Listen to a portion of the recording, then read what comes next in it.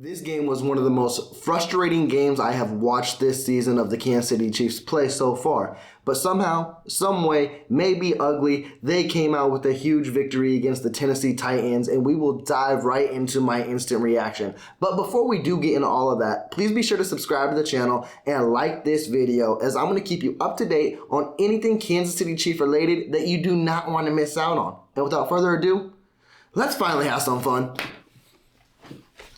I don't even know where I like to start. This is going to be jumbled. This is not going to be in any particular rotation whatsoever. This is going to be a legit reaction. I would love to go quarter by quarter, but most importantly, what I'm going to do is speak my mind and let you guys see my raw emotions. And at the end of the day, I am stunned that we are coming home, well, staying home with a W over the Tennessee Titans, because the Titans played amazing, as frustrating as it is. Like, again, and I'm still going to stick to it. Like, no matter what, like, maybe I'll view them at a little more higher scale than what I've been preaching all this week, but I just don't view the Tennessee Titans as a great team. Like, next week, I don't know who they play, but I feel like they will lose. And I just feel like they draw an excellent matchup against the Kansas City Chiefs. I feel like they pose their best. I feel like it's their Super Bowl matchup, if anything. They have been so good, and Andy Reid has struggled with this team throughout his career. He's actually only had one victory before today against them. So Tennessee has always been a struggle, and I was just hoping.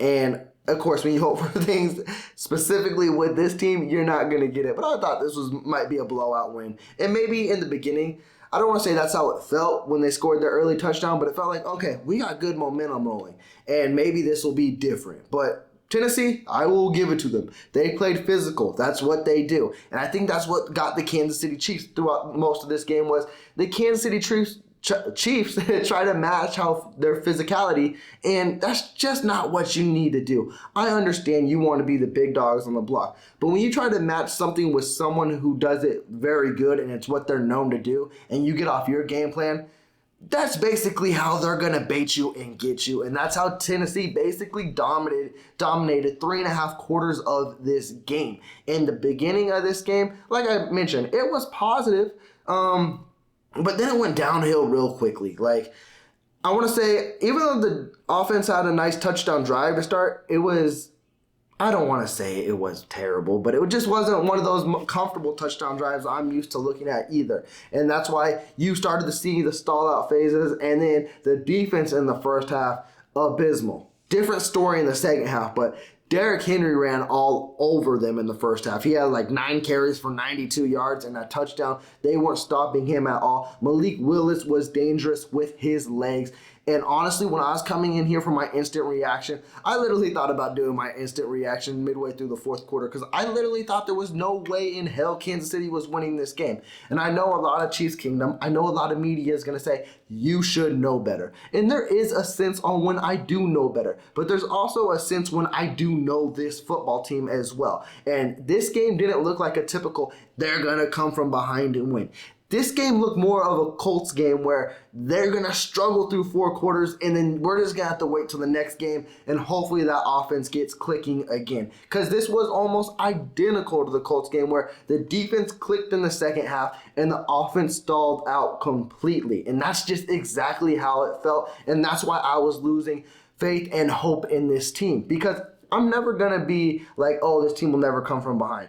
But it's certain scenarios you got to watch out for. If the offense showed they were moving the ball and they showed some faith and they showed that they can do something, I'd be like, there's still a chance. But when you're going with 8 minutes left in the fourth quarter and you haven't done nothing, yeah, I'm going to have a hard time watching you. I'm going to have a hard time believing you, no matter how good the defense is doing. And let's talk about this defense, because if anything should be highlighted in this game, it is the huge turnaround in the second half that this defense made. Because with how bad they played in the first half, because they played bad. Like, literally, I even tweeted, I said, okay, after halftime, it's time to come off of your bye week. Like, let's stop playing around. You had 2 weeks to study this team, and everyone, 100% of the world, knew what the Tennessee Titans were going to bring to you. I even mentioned it too, and that's why I didn't feel like they were a huge threat. But of course, Kansas City loves to make things difficult on you.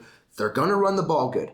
They're not going to throw blitzes at you, but their front four will get to you, and they're going to play good man defense. And they did that throughout the game amazingly. Like, Tennessee's defense was outstanding throughout the whole game. And it was so confusing and so frustrating because Kansas City literally had 2 weeks. Literally, Andy Reid, he is now 21-3 after the bye. But the one thing people focus on with him is his after the bye week record because he is magnificent. And today did not feel like an example of that at all. It just felt like they didn't show up. It felt like they took an extra long vacation break and that, hey, we'll see you in Jacksonville, or Jacksonville will see us. You know what I mean.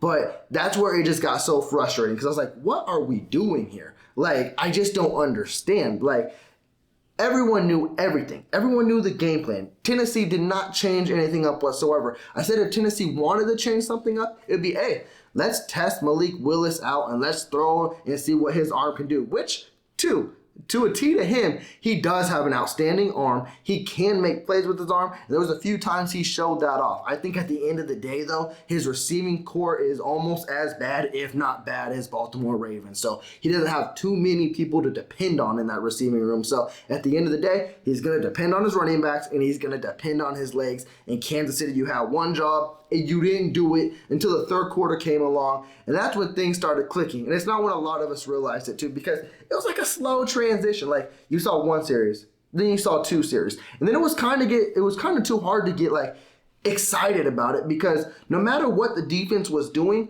the offense wasn't doing anything to answer back, and we were all mostly focused on the offense because it's like, come on, now the defense is showing up. The defense said, hey, it's time to play ball. But the offense did not show up until 8 minutes left in the fourth quarter, and we are going to pick up from there because I don't even know if I want to say they really picked up, but Mahomes, he is Mahomes, he is him, and he is the reason why he is the best quarterback in the league, and then why there should not be no question who the MVP is. It should be this dude right here. He should be leading all ballots. Now, maybe stats aren't amazing or anything like that, but the kid had over 500 yards himself, which honestly I was quite surprised. But when you throw the ball almost 68 times, that's what's going to happen. But that game not winning, but go ahead drive to take it in overtime where he trusted his legs, which Tennessee basically got a taste of the past of that AFC Championship game, and that is just what Chiefs Kingdom was waiting on. And I heard it in my mentions, and I was kind of like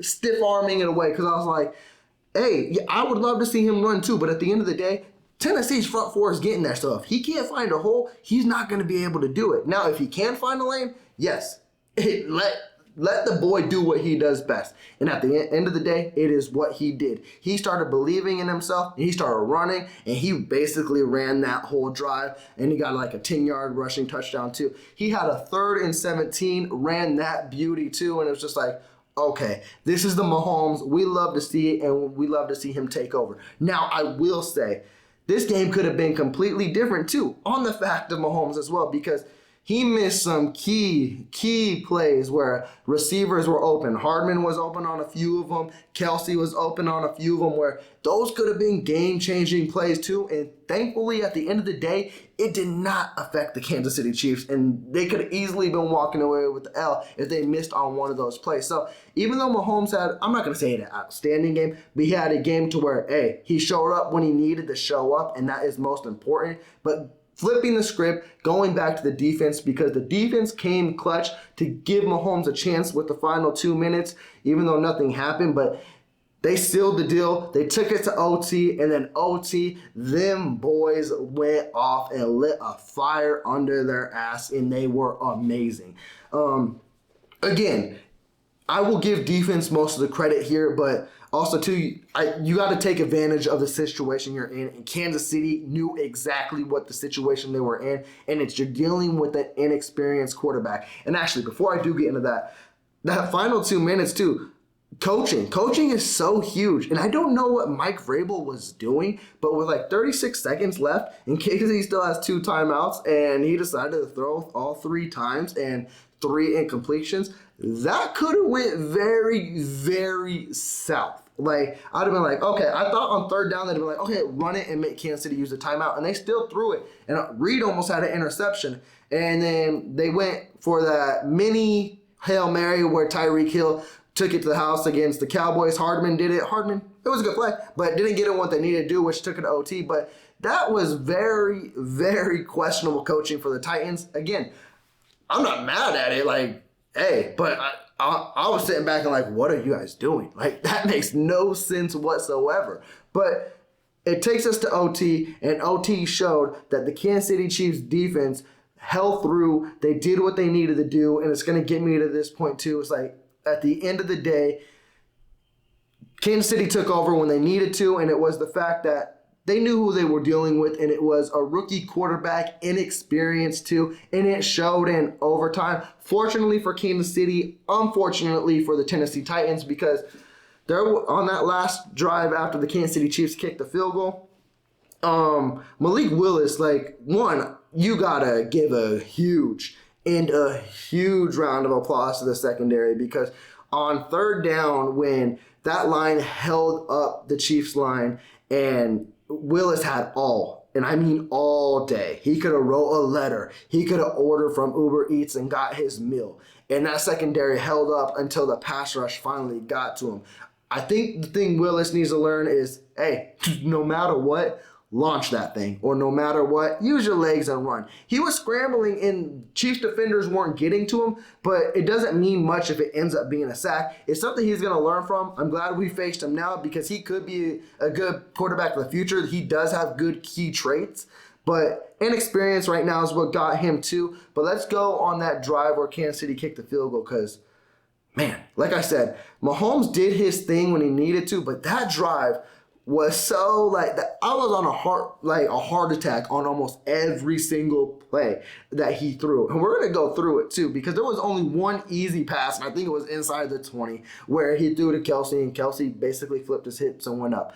But the first pass to Kelsey, where Kelsey basically rotated and went like that, and the ball was like 6 feet behind him, it seemed like. I'm like, what in the hell is going on? Like, that could have been an easily interception, and I thought it was. I'm like, Mahomes, take it easy. Come on, play it easy. Like, just get it to him. And then I think a couple plays later, the pass to Juju, where he fit it in between two defenders. Beautiful placement and all, but what a risk. Like, it was huge. But that's why you have him. He will make those plays. And then Noah Gray, the unsung hero, with a fantastic grab that was amazing. Like, it basically bam, and then bam, re-snagged it. Like, those 3 plays on that drive were so pivotal and so crucial. It's like, it was so amazing. And then we're going to talk about the kicker himself and Harrison Butker. He made the kick when it mattered, but I don't know if he's dealing with an injury still or what is going on, but he is inconsistent this year. And it almost cost the Kansas City Chiefs the game, because he missed an extra point and then he missed a field goal too. And then you could tell, I don't want to say it played too much into it, but on the 4th and 1 where Kansas City went for it, and then it ended up leading to be a field goal in overtime anyways. But you could tell Kansas City wanted a touchdown on that drive, and they didn't want to put Butker back there. Was that basically Reed being aggressive and trying to just end it? It could be. Or could it be, hey, we don't trust Butker right now. There might be something going on with his ankle. We don't know. Maybe we'll get more reports going into Monday, Tuesday, leading into the week into Jacksonville on an injury report. I think he's fine. I just think he needs to get back into a rhythm and quickly, because we don't need that costing games. And also, too, on that drive where he made the game-winning field goal, well, potentially, because the defense had to hold up, but they did what they needed to do. I just lost my train of thought. See, I'm jumbled everywhere. Well, what was I saying?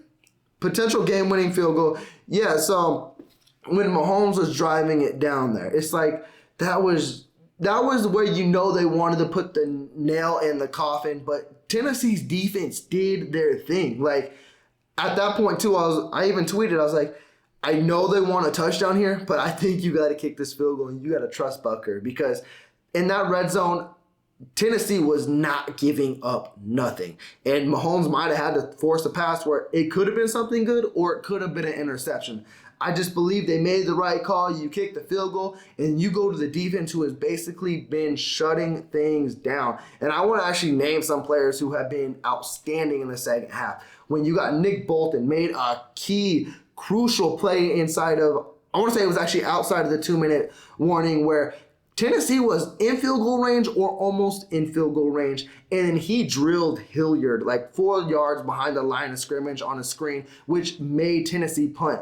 That would have been crucial if Hilliard gained any yardage there, because if Tennessee kicks a field goal, this is a different game, and Tennessee is probably winning that game. And then Dunlap with 1.5 sacks.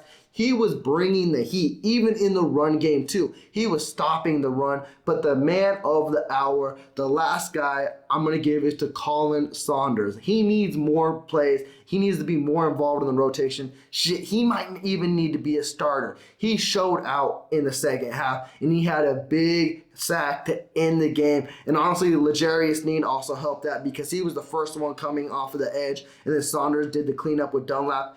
Those boys ended the game off magnificently, and I would love to see this defense play a full, complete game, because they are going to be fun to watch once it gets clicking for a full 4 quarters. But to wrap this up too, I want to talk about the guy, the man of the hour. Not even man of the hour, really. I don't even know what I'm talking about. I'm just talking out my ass at this point. But the guy a lot of people focused on this game, and he got a lot more snap than we all expected, was Kadarius Toney. He got a catch in overtime, but it was called back for a flag. But in the first half, he was involved heavily in the first 15. So that just shows you he's going to be in the script. Like, he's going to be a full head of steaming going forward. Kelsey, he had 10 catches for 106 yards. The stat line looks beautiful, but if you watch the game, very inconsistent play. Kelsey could have maybe had over 160 if he made some key crucial plays. And if Mahomes didn't miss him on a wide over touchdown, that might have ended the game too. That game could have been way, way better. And then Juju, extend the man. He is balling. He is wide receiver number 1. You don't need another wide receiver. I don't want to say that, but you don't need another wide receiver 1. Stop questioning that. I know a lot of y'all will want OBJ, and I can see the questions come to arise after this game too, because Tennessee's defense held the receivers in check throughout once it came. If it wasn't for, and basically what Kansas City has to deal with a lot too, if it wasn't for Juju or Travis, everyone was basically quieted. But Cole had a good game too. As for that, you would probably like to see another weapon, but OBJ is not a need on this team. But if he is, he's more than welcome. It's crazy to me, though, to think when I saw that stat line that Mahomes had over 500 total yards, I was like, shit, it didn't feel like it. But, hey, I know he threw the ball out just because the run game was abysmal, and that's something that needs to click going into the later months of November and December and playoffs. Because if you don't have a run game, it's going to be hard to win these games, because teams can dominate you and be more physical than you. Tennessee proved that they almost did it. Teams will come in with the same type of game plan. You just got to watch out for that. But Chiefs Kingdom, we closing this out. Let me know how you feel after this game. I feel exhausted.